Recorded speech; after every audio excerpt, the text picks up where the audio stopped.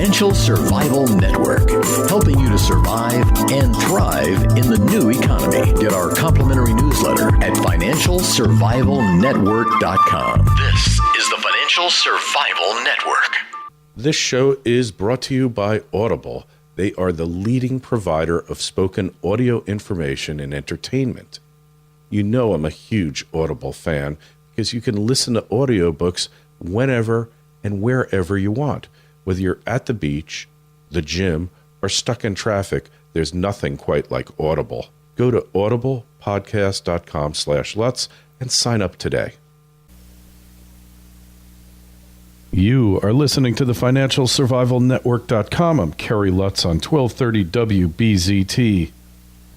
Well, looks like another meme that the government floated, that the Fed floated, shot down, crashed, and burned. I'm talking about tapering. And person you're about to hear from, well, he never bought into it, neither did we. Andy Hoffman, back for another round. Andy, how are you? Doing great. Yourself? Hey, good. So you and I, we never bought into this tapering meme. They create these memes to get you to believe things that aren't true. Tapering, it's a word that my tailor used to say, do you want this tapered? I'll taper it for you. It'll look good. You'll make you look thinner. You know, and of course, it's like, hey, I'm going to look thinner. People will think that I weigh 10 pounds less than I really do. Of course, I didn't really look thinner, but the tailor made me think that I was going to. The Fed wanted you to believe that they were going to print less money, but in reality, they were never going to. Tapering was just a meme, and memes are just states of mind created by the authorities, by the government, to try to get you to believe they're going to do things or not do things, to get you to believe that a certain reality is occurring that isn't really occurring. Well, as speaking of your tapering, as Rodney Dangerfield said in Back to School, if you want to look thin, you hang out with fat people. So again, it's just it's an illusion that they try to create. Straw man that they can pull down. The straw man that Larry Summers was a hawk, and if he's not going to be the Fed chairman, that's great for stocks and bonds, not gold, of course. And of course, this meme of green shoots back in 2010 and the exit strategy in 2011 and 12, and now the tapering of 2013. Look, when it comes to money printing, as I've said forever, the whole fiat scheme is a Ponzi scheme. It must grow larger. They can never stop tapering, and they never will. And the only possible thing they might have done to quote save face was to do a mini taper by saying, okay, we'll stop printing forget the money we're printing under the table, but what we're telling you, we're going to keep interest rates at nothing, and we're going to print $85 billion a month. Well, maybe we'll just do $75 billion. But don't worry, we're not going to do any more going forward, or we're going to really be data dependent. So don't worry, it's all going to be cool. And they couldn't even do that. And the fact is that interest rates, as I've said all along, and you have said all along, will just keep rising and rising and rising if the Fed is not there buying them. Right now, the Fed owns 32% of all the Treasury securities in the world and an incredible 44% of all the mortgage-backed securities. So they could never sell without destroying the market. Yeah. So what we're really saying is that don't let their words deceive you, because in the final analysis, they have to do what they have to do. They can tell you all they like, but the fact of the matter is they're going to do what they have to do. Which is print money. Yeah. And just like this government shutdown next week, they'll yell and scream about Obamacare defunding. Did you know that the House Republicans have now voted 42 times to defund or repeal Obamacare, and they've gotten a yes vote every time, knowing, of course, that it will never get voted on in the Senate, or it'll be vetoed by the president. But that's what these people do. They create these things to distract you, and then they ultimately do the same thing. And just like next week, they will avoid the shutdown with a last-second deal, which doesn't change anything. It just prints money. And the same thing goes for the debt ceiling, although I think the debt ceiling is a bit more prickly because at some point they may well say we're getting rid of it entirely. At which point, my God, that's going to be an incredible catalyst for precious metals, and it may be in as much as 2 or 3 weeks away. This reminds me of that movie, Les Cage aux Folles. I don't know if you remember that, dealing with the cross-dressers. And their whole theme song is "We are what we are, and what we are is an illusion." And that applies equally well to government and the Fed, because they are what they are, and what they are is an illusion. Never lose sight of that fact. Hey, at least the government tries to create an illusion, with all of Obama's teleprompted speeches, and not just him, of course, all of the senators and congressmen trying to pretend there's something there. The Fed doesn't pretend. The Fed just, they lie and say there's a recovery, but everyone could see there's no recovery. Their job is to print money and buy bonds, and probably stocks and other things. We don't know what they're doing. There's no illusion about the Fed. The banks own them. And they print money. That's what they do. Yeah, and they're quite good at it, I might say. I might add, huh? Yes, I will give them that. Yeah, they've done a great job at it so far, haven't they?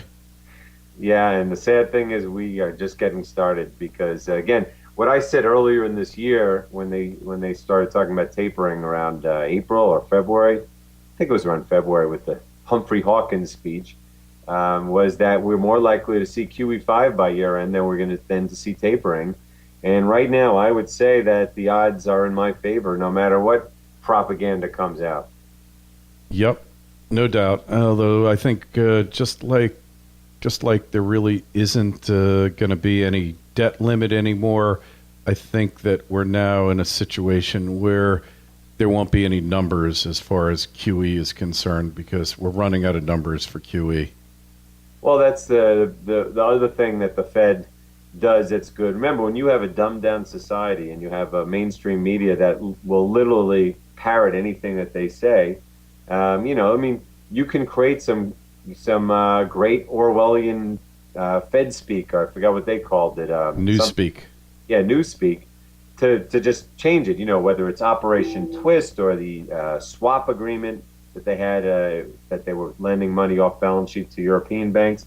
They'll create some way of saying, yeah, we're printing more money, but we're not really printing more money, just like when Obama said last week that raising the debt ceiling is not increasing the debt, and Bernanke said that printing money, that QE is not literally printing money. Yeah, right. Yeah, so war is peace, ignorance through strength, and all that good stuff, right? Absolutely. V for Vendetta. Yeah, great. Yeah, and people buy this crap, right? Yeah, and again, most people aren't even paying attention to it. That's the thing that people don't realize. Because even smart people who have a lot of funds invested that are paying attention, they don't realize that when the president and the Congress and Wall Street or Reuters or Bloomberg are speaking, you don't have a broad swath of the public reading this stuff. Most people couldn't care less. Most people have so little money right now that they are more worried about surviving than about what government policies are there. You can be sure that they're watching the food stamps legislation, though. And my God, can you believe this? Again, I don't want to blame Republicans because I hate them all, but the fact is, this is part of their new proposal in the House. They want to cut $4 billion out of food stamp spending. When food stamps are hitting all-time records and the real economy per the labor participation rate is plunging, they have the gall in a $1 trillion budget, which isn't really a budget because they have no budget, but in $1 trillion of annual spending to say that we'd like to cut $4 billion out of food stamps to cut the deficit. Yeah, great. Good work, guys. Great work. I mean, I'm not sure. Are they trying to get reelected? I mean, it's just, I'm not even sure what they're trying to do anymore, except just get people to hate them, which is why you have all-time low approval ratings for both Congress and the president. Yeah, well, the food stamp thing has kind of gotten out of hand a bit, because part of the 2008, what do they call it, economic recovery bill was getting rid of all the limitations on food stamps, and not exactly a good thing for the hardworking among us seeing that guy Jason Greenslate going there on his EBT shopping spree, going there and basically picking up lobster and sushi on his EBT card and having no intention of getting a job, you know? Well, the fact is that, of course, the EBT system has been abused beyond belief, as has the disability program. The whole world is all of a sudden on disability. And the reason you can, because when the government runs things, they become inefficient. And that's exactly what's going to happen with Obamacare. It's going to make healthcare grossly inefficient and expensive. But the problem with food stamps is not the abuse. The problem is that people really need it. I mean, when you have a collapsing economy and there's no real structural, the real jobs have gone away, and you have a Fed that's inflating every single day, people can't afford food. And, people forget that, like, you think of a country like China with 1.5 billion people, they got to deal with this on a 5X nature. Look at India, this food bill, they just announced they're pretty much going to give free food to 800 million people. And you talk about open-ended risks. What if the prices of rice and wheat go up on them? They'll go more bankrupt than they already are. The fact is, people need to eat when you have 7 billion people in the world and a bad economy. And so they can't cut back on food stamps. They can cut back on food stamps as much as the Fed can cut back on QE and think interest rates won't go up. It's insane. You're right. And I guess and they're only cutting back $4 billion. The waste is probably half the program at least. You can point at any government program and say that half the money's being wasted. I think you'll be pretty safe on that score, don't you?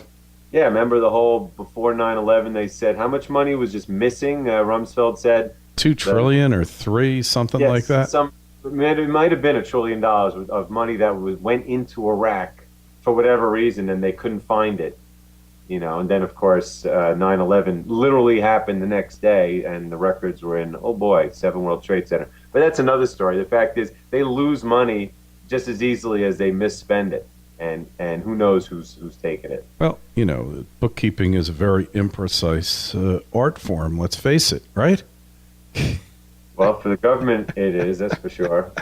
Not for Miles Franklin, though. They keep track of every last coin, every last round to the dollar. Of course, because we're scrutinized by our customers and by the IRS, but no one's scrutinizing the government. Heck, the IRS is scrutinizing different parts of the government, as we now learn, for the benefit of whoever's paying them. But look, we were talking about accounting, about Fannie Mae and Freddie Mac, how they have these extraordinary measures to delay the debt ceiling breach from May until October, and one of them was to say that Fannie Mae and Freddie Mac are all of a sudden profitable and paying dividends to the government, even though they're owned by the government. So how can you be paying from one to the other and say that you're net paying off debt? If you take from one, give to the other, that first one is owes money now. Yeah, it's nuts. Yeah, and of course they're not profitable. The housing prices are less now than they were in 2008 when they were nationalized.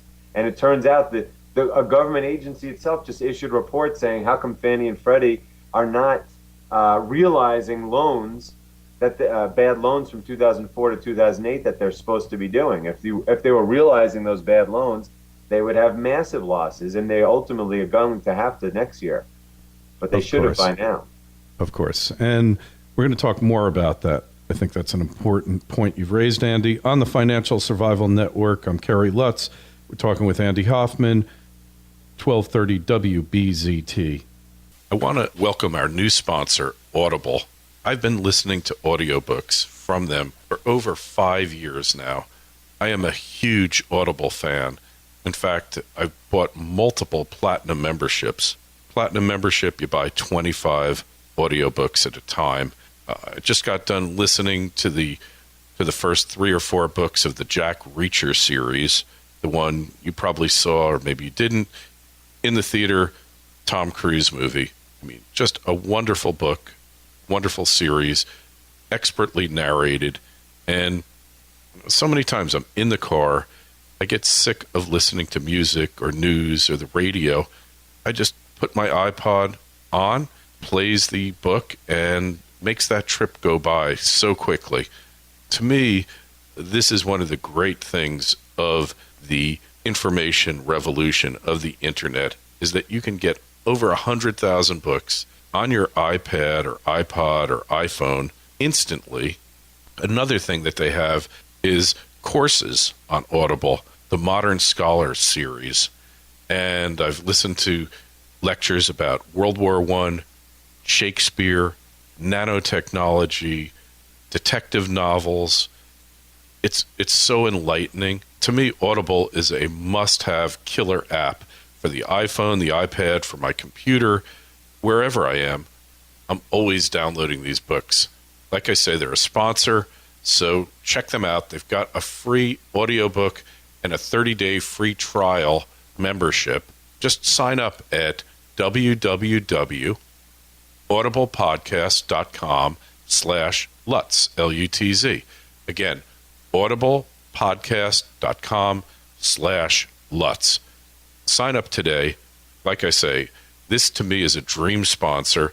These are exactly the types of things that I like to pass on to you because I'm such a fanatical, over-the-top Audible user. 5-6 years I've been listening, hundreds of books. I used to think I was a well-read person, and it's a little strange when somebody asks you, did you read that book? And you have to say, well, somebody actually read it to me, but they actually did a better job than I could have, so I don't mind it. But my friend Sean Perger up in Vancouver, he listens to almost as many as I do, and he can't get enough. I know you're going to love this company, love their service. I do. So check them out. audiblepodcast.com/Lutz. We're back on the financialsurvivalnetwork.com. Kerry Lutz talking a regular Monday session with Andy Hoffman, 1230 WBZT. So, yeah, how do you take a loss, turn it into a profit, and use that to reduce the deficit? I mean, it's totally fallacious. It's total fraud. And let's face it, Andy, it's what the government excels in. It's what they do best, cooking the books, making fraudulent statements, and it's what they do. It's no different than, I was an analyst for many years, the difference between cash flow and profits. I mean, you can use accounting to call whatever you want profits, but the fact is if there's no cash there, then there's no profits. That's why the banks to this day need ZIRP until at least 2016 or whatever it is, because they need the free money coming in to pay for the lack of cash flow that's not backing up the supposed profits that they're reporting. A lot of those profits are because of the FASB rule changes that allow them to just mark up a piece of paper on their assets. It doesn't mean there's any cash coming in. And the same goes with Fannie and Freddie. I mean, housing prices have been down the last few years. Whether they blipped up this year doesn't matter. We're talking about since 2008, they're down tremendously. So all that paper that's on their books, that $5 trillion of debt, is worth a lot less than it was then.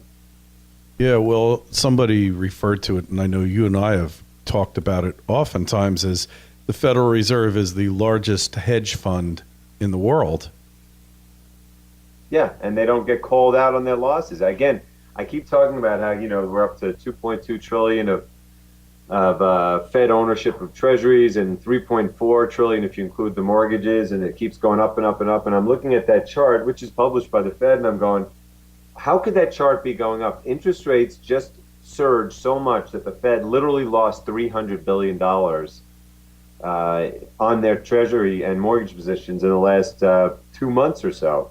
So why does that not go down? Why don't they report the capital losses? I mean, that's not even an accounting shenanigan. That's pretty obvious. If you own something that on the screen goes down in value, then why doesn't it show up? Because the fact is that they'll just make up anything. It doesn't really matter at this point. What matters is confidence in the currency and confidence in the treasuries, which is rapidly leaving. That's why there's no buyers left and there's no tapering. No tapering. So they put the con in confidence, you're saying, huh? Right. And that's what we're dealing with, because once the confidence is gone, what are you left with, really? In this country, it's already gone. So we're left with a criminal cartel that just spends their entire day trying to support markets and hope that something good happens. I mean, look at all these Fed governors out there that are saying what we're doing with QE is not credible. I mean, we on the FOMC board do not believe that our credibility. We believe our credibility is going down, and yet they voted 10-1 to do it. They have no choice. They must do it, or else everything stops tomorrow, or else they can continue to taper, and maybe they can last another few weeks, months, maybe a year or two if they're lucky. Yeah, if they're lucky. And, how many times have we said this? It's not just the U.S. we're dealing with here. It's the whole world, the whole fiat money system. And there's really no stopping it. Yeah, it's all anchored to the dollar. Yeah. That's why everyone listens to them. That's why the stupid Indian government, even though their people are revolting and having black markets and smuggling in gold, and they're they're on the verge of overthrowing these monsters. That's why they listen to us, because they have no choice. Everyone is printing money, and everyone holds U.S. dollars and euros and yen in their reserves that are all depreciating. So they have to keep going for as long as they can kick the can, which could be tomorrow where they can't kick it anymore. Could be next year. Could be this winter. Who knows? Yeah. Isn't it amazing, though, how long they've kept it going, Andy? Does that surprise you at all? Yeah, it surprises all of us because it's so obvious what's going on. Whether you're talking about the precious metals rigging or the stock market rigging or just the general, the government saying that the employment rate is going down, the unemployment rate, when it's obviously going up rapidly. It is amazing how they've been able to hold things together but again, if you can keep paying the food stamps and they keep paying, they keep spending, you will be able to hold things off longer than one would think. But, food stamps don't buy a heck of a lot these days. Less and less. I mean, Andy, I don't know if I told you this story. I mean, we talk a lot, and it's hard for me to remember everything I've said. But, I went to the city. Both my daughters have apartments there. And, I was looking at how much apartment they got compared to what I got 30 years ago. All right, 35 years ago. I hate to admit that many years have gone by. And it's really rather remarkable because back then, now I had a split up railroad apartment in Chelsea, 16th Street and 7th Ave. It was a pit. I mean, I don't even think the roaches wanted to go to the place. It was so disgusting. And it was really bad. I didn't even want my parents there. I paid $235 a month. So that place is probably close to $2,000 now. And, $235 was too much for it 35 years ago. And, like I said, I wouldn't let my parents in. And so my mother said, well, we'll give you $50 a month. You get a better place. And I was working, probably making about $450 a week at the time. So whatever my take home was, got a place, an illegal sublet on 40th Street and 2nd Ave in a new doorman building. It was built in the early 80s, I guess it was, or late 70s. And it was a beautiful place, had a pool on the roof, and the rent was $525 a month, which was a pretty good amount of money then. Didn't leave me a lot of disposable income, but it was enough to go hit the bars 3 times a week. And had a car in the city at the time. Now my kids make a lot more money than I did, at least triple. And they barely have enough money to have a semi-decent apartment. But their apartment's like a third the size of what mine was in a not-so-nice apartment in a similar part of town. But it shows to me the inflation in apartments in New York City. Granted, New York City is not a typical market because the rent control, rent stabilization has limited the number of apartments they can build, artificially restricting the supply, combined with inflation. But the point is that probably salaries went up triple, but the price of apartments has gone up 7 and 8-fold.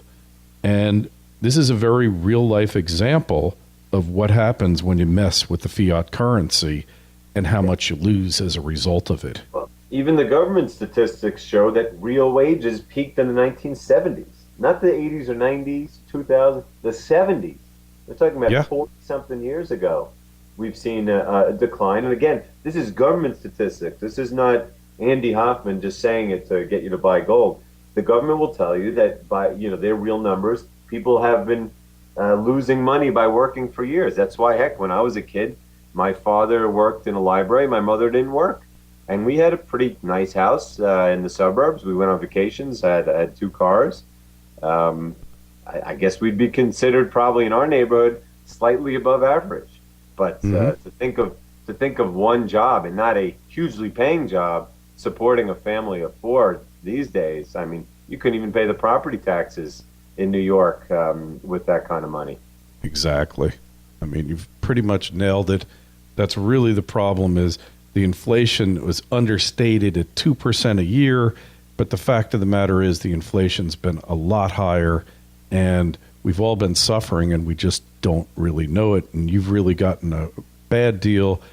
You've gotten shafted, and you can't even complain about it because the statistics aren't there to bear the truth, but it's really happened to you. And recall what's going on overseas, as we've talked about, the most important piece I've ever written and all that stuff. The fact is, inflation around the world, because of what the Fed has exported to them, is far worse, because other countries don't have the reserve currency. But it just moves right up the totem pole, one currency at a time, until eventually it gets back to the dollar. Yep. And it will get back to the dollar, but the dollar is going to be last, like we've said before. And that's just the way it works. Andy, milesfranklin.com. Sign up for his daily missive, something you don't want to miss. It's important. Your financial well-being, status, wealth, what little you might have left of it, really depends upon it. Andy, can't thank you enough. Go to financialsurvivalnetwork.com. Our regular Monday interchanges are always there, always lively, always interesting. Andy, we'll talk to you soon. And don't forget, sign up for the newsletter. Got one going out today. All right, And. I look forward to next week. Hey, be well. You too. Hi, it's Kerry Lutz. I recently decided to move my retirement account into physical precious metals to hedge against the coming times. If you want to move an existing retirement account into physical precious metals that you can hold in your hand, tax-free, there's no company that can do it more quickly and efficiently than Regal Assets. It took them just 24 hours to open my new IRA account, and all I had to do was fill out one simple form. The best part is that Regal Assets does all the work for you. They cover the setup and administrative costs for 2013. If you're interested in making the same move I did, call 855-678-6620, 855-678-6620. That's 855-678-6620, or visit them at regalassets.com. You'll be glad you did, and tell them Kerry sent you.